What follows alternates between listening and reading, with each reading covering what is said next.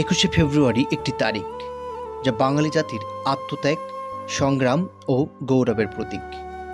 1952 সালের এই দিনে বাংলা ভাষার অধিকার রক্ষার জন্য প্রাণ দিয়েছিলেন সালাম, রফিক, বরকত, জব্বার ও নাম না জানা আরও অনেক তরুণ। আজ আমরা ফিরে তাকাবো সেই আন্দোলনের দিকে, যা বাঙালির ইতিহাসের এক উজ্জ্বল অধ্যায়।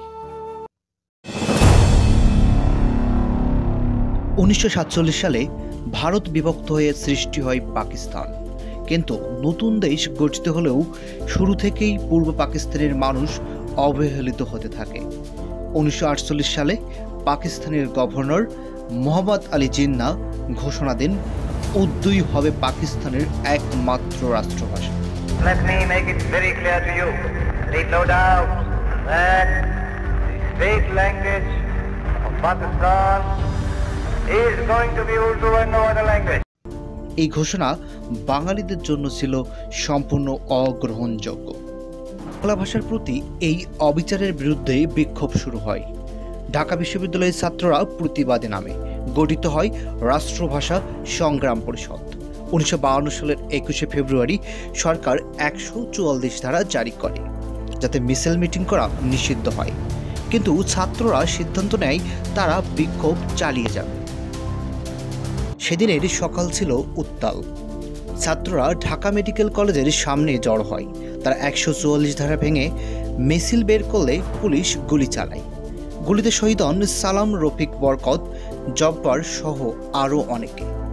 রক্তে রঞ্জিত হয় ঢাকার রাজপথ।